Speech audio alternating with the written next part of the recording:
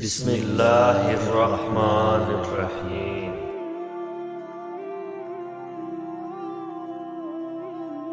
ناظرین، آج کی ویڈیو میں ہم آپ کو بتائیں گے پیغمبر خدا حضرت ابراہیم علیہ السلام کی ازواج مطہرات حضرت سارہ اور حضرت ہاجرہ کے بارے میں۔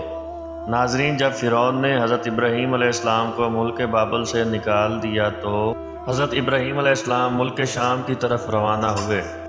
ان کے ساتھ ان کی بیوی حضرت سارہ اور بھتیجے حضرت لوط علیہ السلام موجود تھے۔ جب حضرت سارہ کا نکاح حضرت ابراہیم علیہ السلام سے ہوا تو حضرت سارہ کافی آسودہ حال میں تھیں۔ ان کے پاس بہت سی زمینیں اور مویشی تھے۔ انہیں تمام اعمال حضرت ابراہیم علیہ السلام کو بخش دیے۔ حضرت ابراہیم علیہ السلام نے اپنی مہارت سے تمام امور کی اصلاح کی۔ مویشیوں اور زراعت میں ترقی ہوئی، یہاں تک کہ کسی کا حال ان سے بہتر نہیں تھا۔ اس لیے یہ سارا مال نمرود نے حضرت ابراہیم علیہ السلام سے لینے کی کوشش کی ہے۔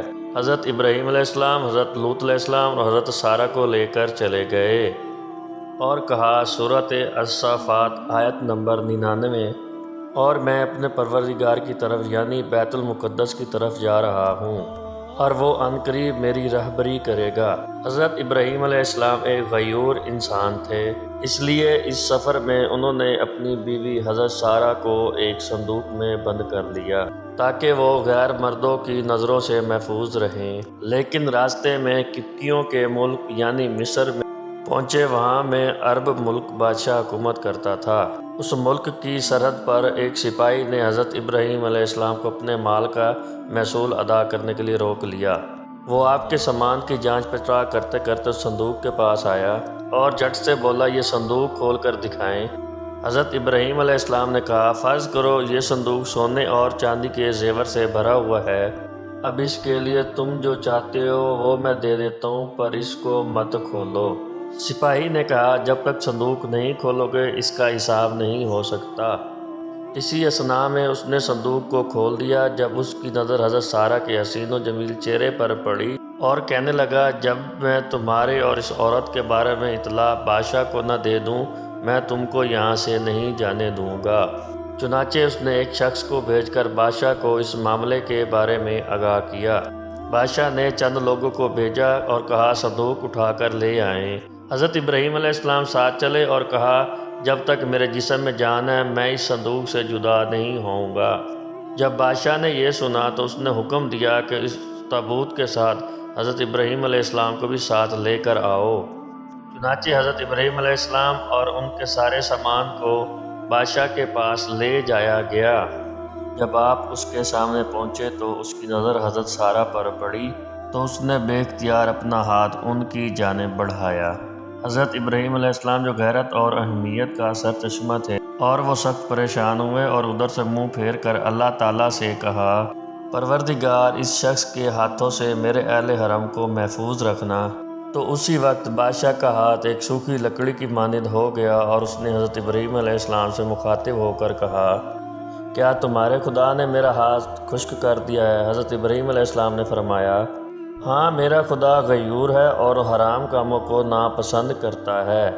بادشاہ نے کہا، آپ اپنے خدا سے دعا کریں وہ میرا ہاتھ ٹھیک کر دے، میں آپ کے حرم کے ساتھ کوئی ایسی حرکت نہیں کروں گا۔ چنانچہ حضرت ابراہیم علیہ السلام نے دعا کی اور بادشاہ ٹھیک ہو گیا۔ تاہم اس نے دوبارہ حضرت سارہ کی طرف دیکھا اور اپنا ہاتھ ان کی طرف بڑھایا۔ تاہم اس کا پہلے کی طرح ہاتھ دوبارہ خشک ہو گیا۔ اس نے حضرت ابراہیم علیہ السلام سے دوبارہ دعا کی درخواست کی۔ آپ نے فرمایا، اب میں تمہارے ہاتھ کے دوبارہ شفا یاب ہونے کے لیے اس شرط پر دعا کروں گا، تم پھر اپنا ہاتھ دوبارہ آگے نہیں بڑھاؤ گے، اور پھر تم ایسا کرو اور تمہارا ہاتھ پھر سے خشک ہو جائے تو تم مجھے دعا کے لیے نہیں کہو گے۔ بادشاہ نے یہ شرط مان لی۔ تب حضرت ابراہیم علیہ السلام نے کہا، اے پروردگار، اگر یہ ٹھیک کہہ رہا ہے تو اس کے ہاتھ کو ٹھیک کر دے۔ دعا کے بعد بادشاہ کا ہاتھ اپنی اصلی حالت میں آ گیا اور اس کے دل میں حضرت ابراہیم علیہ السلام کے بارے میں رعب بیٹھ گیا، اور اس نے حضرت ابراہیم علیہ السلام کی بڑی تعظیم و تکریم کی اور کہا کہ اب تم بے خوف رہو، میں تمہاری حرمت اور تمہارے اموال سے میں باز رہوں گا، جس جگہ چاہو جاؤ، پر میری تم سے ایک حاجت ہے۔ حضرت ابراہیم علیہ السلام نے پوچھا، وہ کون سی حاجت ہے؟ بادشاہ نے کہا میں اپنی بیٹی بطور کنیز حضرت سارہ کو دینا چاہتا ہوں۔ آپ علیہ السلام نے منظور فرمایا۔ بادشاہ نے اپنی بیٹی بطور کنیز حضرت سارہ کو عطا کر دی۔ بادشاہ کی یہ بیٹی کوئی اور نہیں بلکہ حضرت ہاجرہ تھی، جن کو بعد میں اللہ تعالیٰ کے حکم سے حضرت ابراہیم علیہ السلام نے اپنی بیوی کا درجہ دیا، اور انہی کے بدن سے حضرت ابراہیم علیہ السلام کو حضرت اسماعیل علیہ السلام عطا کیے۔ حضرت ابراہیم علیہ السلام اپنے اہل و اموال کے ساتھ وہاں سے روانہ ہوئے۔ بادشاہ بھی ان کی تعظیم کے لیے ان کے پیچھے چلا۔ چنانچہ خدا نے حضرت ابراہیم علیہ السلام کو وحی کی اور ان کو فرمایا وہیں کھڑے ہو جاؤ اور بادشاہ کے آگے نہ چلو، جس پر قابو پا چکے ہو، بلکہ اس کو آگے چلنے دو، آپ ان کے پیچھے چلو اور اس کی تعظیم کرو، کیونکہ وہ بادشاہی ہونے کے باوجود مغلوب اور لاچار ہے، خواہ نیکوکارہ یا بدکار۔ یہ سن کر حضرت ابراہیم علیہ السلام وہاں کھڑے ہو گئے اور بادشاہ سے کہا آگے چلو، میں تمہاری تعظیم رکھوں اور تم کو مقدم رکھوں، اور تمہاری عزت و احترام کی وجہ سے میں تمہارے پیچھے چلوں۔ بادشاہ نے پوچھا کیا ہوا، تمہارے خدا نے کوئی ایسی وحی کی ہے؟ ابراہیم علیہ السلام نے کہا ہاں۔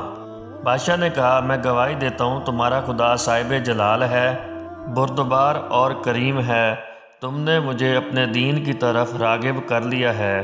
پھر بادشاہ نے حضرت ابراہیم علیہ السلام کو رخصت کیا اور وہ وہاں سے روانہ ہو گئے۔ اس ملک سے نکل کر حضرت ابراہیم علیہ السلام شام کے راستے فلسطین کے ایسے علاقے میں رہے جہاں لوگوں کا آنا جانا تھا۔ اس علاقے میں اللہ کے ان نیک بندوں نے رہنا سہنا شروع کر دیا۔ امید کرتا ہوں آپ کو آج کی یہ ویڈیو بہت پسند ہوگی۔ آپ اس ویڈیو کو لائک کریں، شیئر کریں۔